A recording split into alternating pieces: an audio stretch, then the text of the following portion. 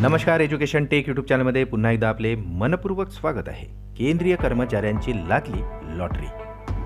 या दिवशी 2,18,000 रुपये खात्यात येणार. चला तर पाहूया याविषयीची सविस्तर बातमी. त्यापूर्वी चॅनलला नवीन असाल तर सबस्क्राईब करायला विसरू नका आणि नवनवीन अपडेट मिळविण्यासाठी बेल आयकॉनला प्रेस करायला सुद्धा विसरू नका. ही अत्यंत महत्त्वाची आणि आनंदाची बातमी आपल्या सहकारी मित्रांना आणि इतर कर्मचाऱ्यांना शेअर करायला सुद्धा विसरू नका.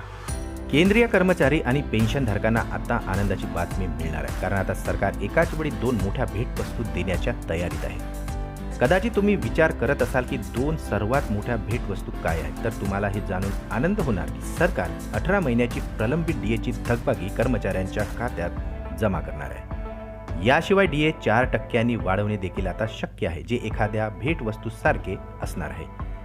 1 कोटीहून अधिक कर्मचारी आणि पेन्शनधारकांना याचा फायदा होणार आहे, जे प्रत्येकाची मन जिंकण्यासाठी पुरेसे आहे. दोन्ही भेटवस्तू देण्याबाबत सरकारने जरी अर्थसंकल्पात अधिकृतपणे जाहीर केले नसले, तरी मिळालेल्या माहितीनुसार असा दावा केला जात आहे की फरवरीच्या शेवटच्या आठवड्यापर्यंत हे बूस्टर डोस सारखे सिद्ध होणार आहे. केंद्र सरकार 18 महिन्यापासून प्रलंबित असलेल्या डीएची थकबाकी खात्यात जमा करणार आहे. यामुळे आता उच्च पदावरील कर्मचाऱ्यांना बंपर फायदा मिळणार आहे. कर्मचाऱ्यांच्या खात्यात सुमारे 2,18,000 रुपये येणे शक्य असल्याचे मानले जात असून ही सर्वांसाठी मोठी आनंदाची बातमी ठरणार आहे.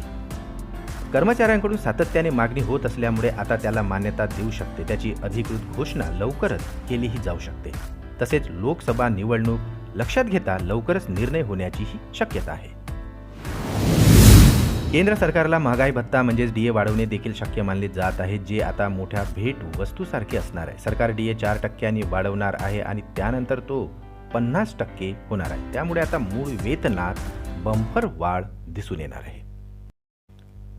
पुन्हा भेटू आमच्या यूट्यूब चॅनलमध्ये नवीन अपडेट्स. तोपर्यंत नमस्कार.